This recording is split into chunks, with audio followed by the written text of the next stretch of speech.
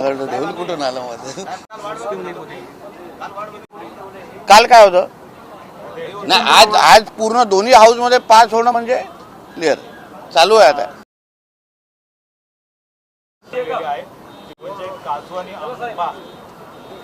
काजू आणि आंबा जे पीक आहे त्याचं नुकसान मोठ्या प्रमाणात कोकणात झालेलं आहे. तुम्ही कोकणाचे पालकमंत्री देखील आहात. काय नेमकं बैठकीत झाली? बघा, जसं काही दिवसा अगोदर जेव्हा कॅबिनेट बैठक झाली होती तेव्हा मी असो, गोगावलेजी असो, आदितीताई तटकरे असो आणि अन्य मंत्री महोदयांनी आदरणीय मुख्यमंत्री साहेबांना विनंती केली होती की आज कधी नाही ते आमच्या आंबा आणि काजू बागायतदारांवर जी काही परिस्थिती आलेली आहे, म्हणजे 50-60 वर्षांच्या कोकणाच्या इतिहासामध्ये जेवढं नुकसान आंब्याला झालेलं नाही ते ह्यावेळी आंब्याला झालेलं आहे. आणि त्या पद्धतीचा रिपोर्ट म्हणजे 90% नुकसान भरपाईचा रिपोर्ट हा राज्य शासनाकडे गेलेला आहे. हे सगळं ऐकल्यानंतर आदरणीय मुख्यमंत्र्यांनी आम्हाला कॅबिनेटमध्येच आम्हाला शब्द दिला होता की लवकरात या अधिवेशनाच्या काळात सगळ्यांना एकत्र घेऊन, लोकप्रतिनिधींना एकत्र घेऊन, अधिकाऱ्यांना एकत्र घेऊन आपण आंबा आणि काजू संदर्भात बैठक लावू. त्याच अनुसार आज दुपारी 3 वाजता कोकणातले आमदार, माजी आमदार, खासदार, सगळे मंत्री महोदय सगळे एकत्र येऊन आंब्याची काय परिस्थिती आहे, काजूची काय परिस्थिती आहे, त्याच्यामध्ये दापोली विद्यापीठचे पण काही मान्यवर उपस्थित होते, संबंधित जिल्हाधिकारी होते आणि एकंदरीत हे जे काही कोकणावर आलेलं संकट, कोकणातले लोक साधारण कोणाकडे काही मागत नाहीत, वेळेत नुकसान भरपाई देतात. आमच्याकडे NPAचं प्रमाण कमी आहे आणि म्हणूनच प्रोत्साहन जी निधी असते ती जास्तीत जास्त कोकणाला लागू होते, तर आम्ही वेळेत कर्जफेड करणारे लोक आहोत.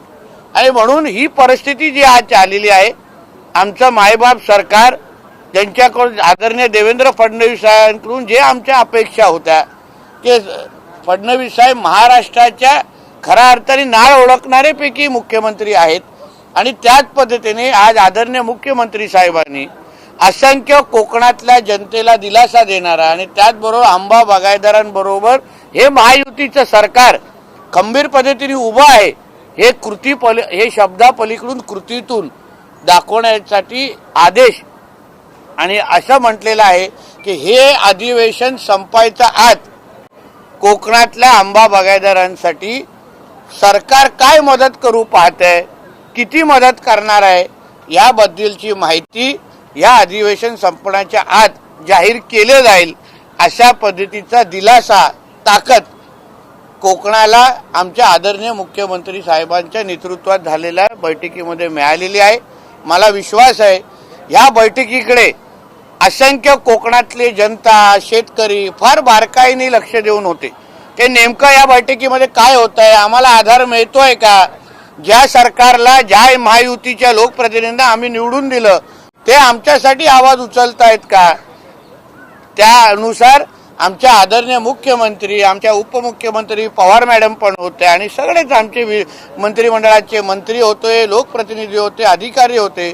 त्या सगळ्यांची चर्चा करून आदरणीय मुख्यमंत्र्यांना हा विश्वास आलेला आहे की जे काही पुरावे समोर दाखवलेले आहेत की 90% नुकसान झालेलं आहे, त्यानुसार या अधिवेशन संपण्याच्या अगोदर मदत जाहीर होईल.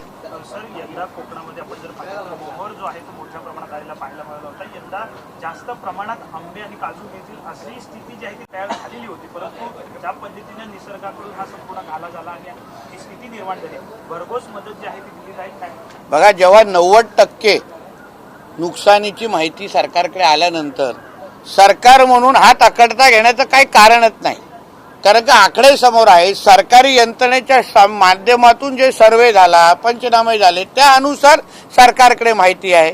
आता आदरणीय मुख्यमंत्री एकदा जवळच्या सगळ्या अधिकाऱ्यांची, महत्वाच्या लोकांशी बोलतील आणि ह्या अधिवेशन संपण्याच्या माझी मदत जाहीर होईल, जेणेकरून ज्या आंब्यावर, ज्या काजूवर आमचं कोकणाचं अर्थकारण अवलंबून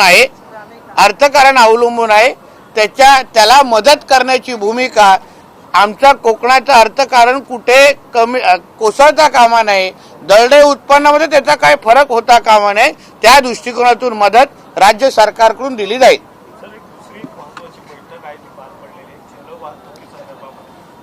या अगोदर देखील जलवाहतूक काही ठिकाणी सुरू झालेली आहे, आणखी वाढवण्यासाठी हा प्रयत्न नेमकं कुठल्या भागातल्या जलवाहतूक वाढणार आहे? बघा, आमच्या आदरणीय मुख्यमंत्री साहेबांनी जसं मेट्रोचं जाळं इथे तयार केलं मुंबईमध्ये, तसंच MMR रिजनमध्ये त्याच्याबद्दल अगोदर पण मी म्हटलं होतं की MMR रिजनमध्ये मुंबई वॉटर मेट्रोचा प्रकल्प राबवण्याच्या दृष्टिकोनातून आम्ही काही महिन्या अगोदरपासून पावलं टाकायला सुरू केलेली. मुंबई वॉटर मेट्रोचा DPR हा आमच्याकडे प्राप्त झालेला आहे. त्या अनुसार आदरणीय मुख्यमंत्र्यांनी ह्याची बैठकही घेतलेली आहे आणि या येणाऱ्या काही काळामध्ये, काही महिन्यांमध्ये लवकरच आपल्या मुंबईमध्ये मुंबई वॉटर मेट्रोचं जाळं तयार होईल. आपण मुंबईच्या एक भागातून दुसऱ्या भागामध्ये MMR रिजनमध्ये एक भागात ते दुसऱ्या भागापर्यंत जसं आज मेट्रोनी प्रवास करता, गाडीनी प्रवास करता, लोकल ट्रेननी जाता, तसंच येणाऱ्या कालावधीमध्ये जलवाहतुकीच्या माध्यमातून तुम्ही MMR रिजनमध्ये एक टोका ते दुसऱ्या टोकापर्यंत अतिशय माफक दरामध्ये पोहोचवण्याची संधी आणि प्रकल्प लवकरच कार्यान्वित करण्यात येईल.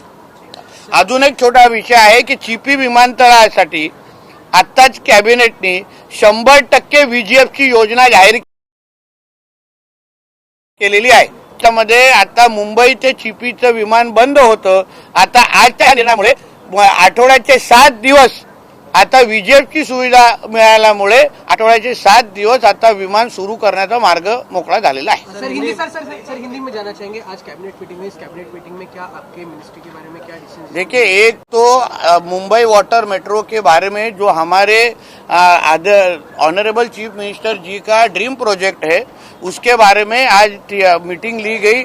उसका प्लान ऑफ एक्शन तैयार किया गया. उसके बारे में जो DPR था वो हमारे पास डिपार्टमेंट के पास सबमिट हो चुका है और इसके बारे में जल्द ही उसका जो प्लान ऑफ एक्शन जो हमें ऑनरेबल CM ने सामने रखा है, उसके अनुसार मुंबई वाटर मेट्रो ये प्रोजेक्ट जल्द ही रोल आउट किया जाएगा. धर्मांतरण को लेकर जिस तरीके से बिल पेश किया गया है, किस तरीके का मानते हैं, क्योंकि विपक्ष की तरफ से देखिए, थोड़ा उसके बारे में आप रुकिए. जैसा कल विधानसभा में पारित हुआ है, अभी विधान परिषद में उसके बारे में उसकी चर्चा शुरू है.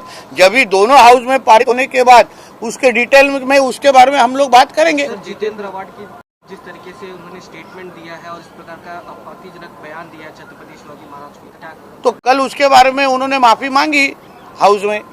क्या हमारे जिस भूमि में, हिंदू राष्ट्र के भूमि में छत्रपति शिवाजी महाराज के बारे में बोलने की कोई भी हिम्मत कर नहीं सकता. जिसको भी उनके औरंगिया को, टिपिया को, के जो कोई हरे सांपों को खुश करना हो, पाकिस्तान के अब्बा को खुश करना हो, हमारे छत्रपति शिवाजी महाराज के खिलाफ बोल के वो उनके पास पाकिस्तान में चले जाए, कराची में चले जाए, उनकी